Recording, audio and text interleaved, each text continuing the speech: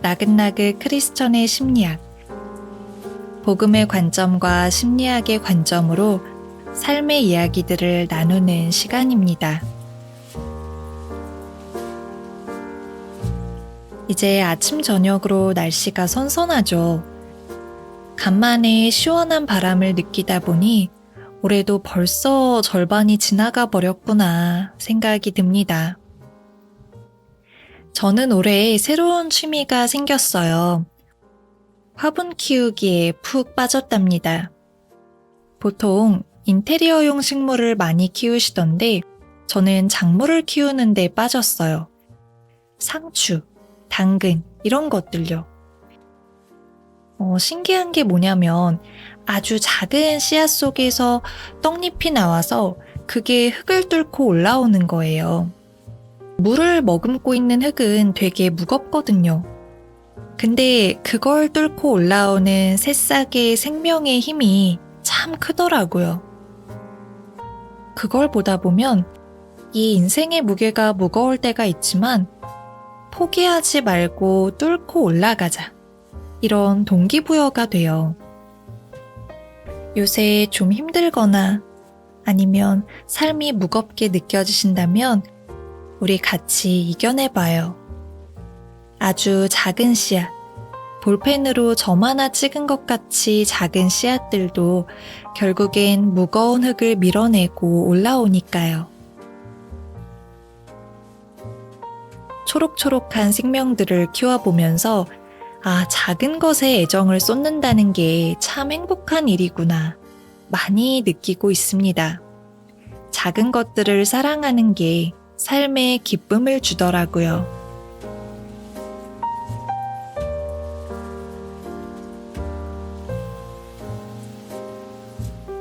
우린 어떻게 해야 더 행복해질 수 있을까요? 사실 돈이 많아지면 지금보다 더 행복해질 것 같은 생각도 들죠. 그런데 많은 심리학 연구에서 돈이 사람을 크게 행복하게 만들 수 없다는 게 오래전부터 밝혀졌습니다. 기본적인 생활 수준이 어느 정도 보장되면 그 이후부터는 우리가 돈을 많이 번다고 해서 그거에 비례해서 행복해지는 게 아니라는 거죠. 근데도 사람이란 계속 물질을 쫓아가게 됩니다. 다들 그렇게 살고, 그니까 나도 그렇게 살아야 하는 것 같기도 하고요. 한 연구에서 사람들한테 둘 중 하나를 선택해 보라고 했어요. 여러분도 한번 선택을 해보세요. 첫 번째는 나는 월급 800만 원을 받고 나를 제외한 다른 사람들은 더 많은 월급인 1,600만 원을 받는 경우. 두 번째는 나는 월급 400만 원을 받고 나를 제외한 다른 사람들은 더 적은 250만 원을 받는 경우. 여러분이라면 뭘 선택하시겠어요? 대부분 두 번째를 선택했대요. 그러니까 내가 받는 월급의 절대적인 액수가 중요한 게 아니라 다른 사람들과 비교했을 때 상대적으로 얼마 받느냐가 중요한 거죠. 저도 고민을 해봤는데 저도 두 번째를 선택할 것 같더라고요. 비교라는 게 얼마나 우리한테 영향을 미치는지 알 수 있죠. 물질의 액수 그 자체가 우리를 행복하게 만드는 게 아니라 다른 사람보다 많이 가지고 있는지 아니면 적게 가지고 있는지가 행복과 불행에 영향을 미친다는 거예요. 우리가 아무리 잘 벌고 지금보다 더 부자가 된다고 해도 더 잘 사는 사람들은 늘 존재할 테고 가지면 가질수록 불안과 조급함과 허무함도 커지겠죠. 물질은 잠깐의 허기만 채워줄 뿐 안정적이고 지속적인 행복을 주진 못하는 거예요. 돈이란 건 참 아이러니합니다. 많은 청년들이 결혼을 포기하는 이유 중 하나가 돈이죠. 그리고 많은 젊은 부부들이 이혼하는 큰 이유 중 하나가 돈이라고 합니다. 돈이 사랑을 포기하게 만들고 또 분명히 사랑해서 결혼했는데 돈 때문에 이혼을 한다니 참 씁쓸한 일이에요.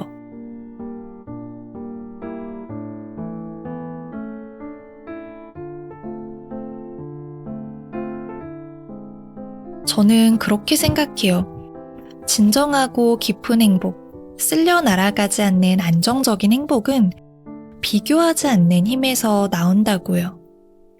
그리고 그 비교하지 않는 힘은 하나님께서 나한테 주신 것들을 소중히 여길 때 나오는 것 같아요. 우리에게 주신 것 중 가장 큰 것은 바로 예수 그리스도, 복음이죠. 예수 그리스도를 통해서 우리는 하나님과 연합할 수 있고 죽음 이후에도 그분과 함께 영원히 살 수 있어요. 그리고 이 땅에서도 예수 그리스도를 통해서 가장 건강하게 살아갈 수 있습니다. 정말 기적 중의 기적을 우리한테 주셨어요.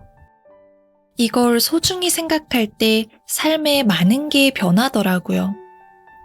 예수 그리스도로 인한 감사와 행복이 없이 당장 눈앞에 급한 것들만 쫓아간다면 그렇게 바라던 물질과 성공을 얻는다고 해도 거기에는 내가 원하던 행복이 없을 거예요.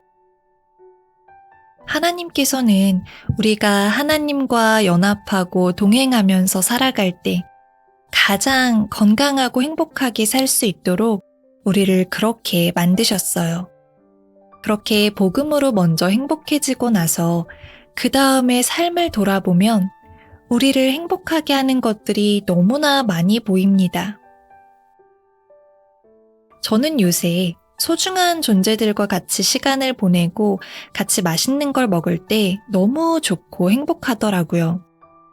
그래서 요즘 교회 점심시간이랑 소모임 시간도 참 좋더라고요.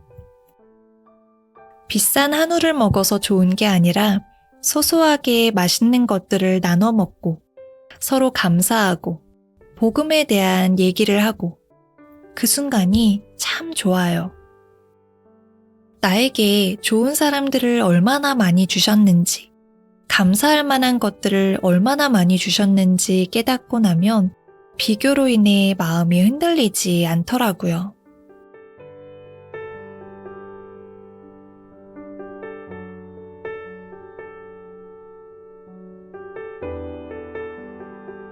요즘 사람들이 참 행복하기 쉽지 않겠다는 생각이 들어요. 사회가 보여주기식 행복도 심하고 또 우리나라는 워낙 경쟁도 심하잖아요. 그런 것들을 볼 때 우울해지고 불안해지고 나도 그렇게 되고 싶다는 욕구들에 사로잡히게 되죠. 개근거지라는 말 아세요? 요즘은 학생들이 학기 중에 해외여행 안 가고 다 출석을 하면 이상한 거래요. 근데 또 최근에는 해외여행을 어디로 가는지도 따진다고 하더라고요. 이젠 그것도 급이 있대요. 정말 어린 학생들도 행복하기가 쉽지 않겠어요. 여러분은 비교로 인해서 불행해졌던 적이 있으신가요? 저도 예전엔 그랬거든요. 성공하고 잘 사는 사람들의 영상을 보면 솔직히 많이는 아니지만 좀 부럽기도 한 거예요. 1등석 타고 여행 가는 영상, 명품 하울링하는 영상, 그런 거 많잖아요. 그런 걸 보다 보면 박탈감 비슷한 것도 느껴지려고 하고, 그리고 저는 명품은 별로 관심이 없는데 집이 그렇게 부럽더라고요. 참 저런 집에 살아보면 좋겠다. 나는 언제 저런 데 살 수 있을까? 그러면서 나도 모르게 좀 불행해져 있더라고요. 근데 하나님께서 지금 집으로 이사하게 하실 때 너무 정확하게 저희 기도 제목에 딱 맞는 집으로 인도해 주셨단 말이죠. 기적같이 신기한 일들을 이사하면서 많이 체험했단 말이에요. 그래서 감사하고 기분이 좋았었는데 어느 순간 갑자기 이 집이 초라하게 보이는 거예요. 그래서 얼른 다시 마음을 고쳐 먹었습니다.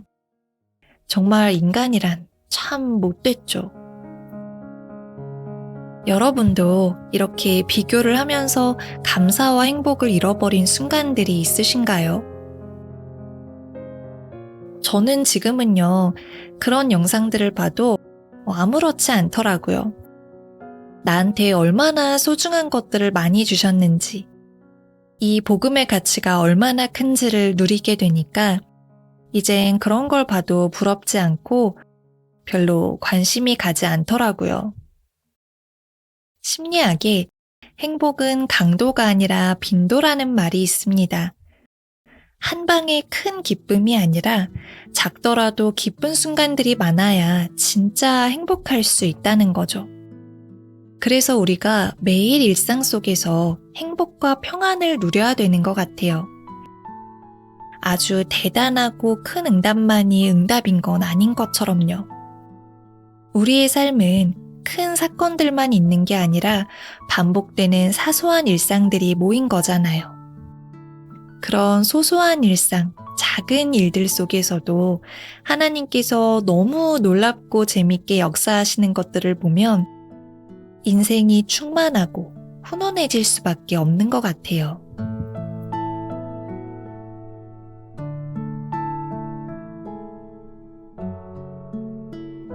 여러분도 그럴 때 있으시죠? 뭔가 작은 것 같지만 너무 신기한 응답들. 한 번은 저랑 수업하는 학생이 갑자기 수업 직전에 연락을 해가지고 수업을 20분만 미루재요. 그래서 알겠다고 하고 미뤘는데 그 시간에 딱 그 20분 사이에 너무 중요한 전화 연락이 온 거예요. 아, 이래서 하나님께서 수업을 조금 미뤄주셨구나. 안 그랬으면 이 중요한 전화를 오늘 못 받았겠다. 그럴 때도 있고요.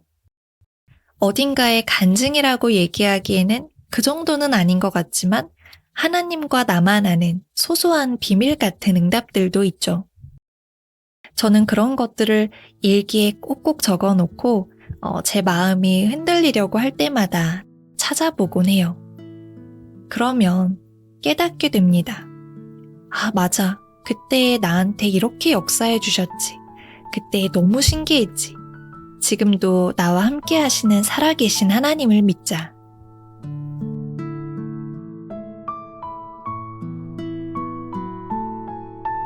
이런 작은 소중한 것들을 놓치다 보면요. 신앙생활에 있어서도 뭔가 큰 응답을 받아야지만 응답인 것 같고, 성공해야지만 하나님께서 역사하시고 쓰시는 것 같다고 잘못 생각하게 됩니다. 하나님께서 우리 인생에 아주 속속들이 숨겨놓으신 작은 보물들이 많은데 그걸 놓치고 다 흘려보내면 그만큼 우리 마음도 불행해지는 것 같아요. 콕콕 숨겨놓으신 작은 보물들을 캐낼 때 하나님께서 우리 머리카락 수도 세신다는 말처럼 정말 모든 것을 정확하게 알고 계시고 나를 아주 많이 사랑하신다는 걸 깨닫게 되죠. 늘 감사하고 평안할 수 있는 강한 힘, 물질의 마음을 뺏기지 않을 수 있는 힘, 비교에 흔들리지 않을 수 있는 힘이 여기에서 나오는 것 같습니다.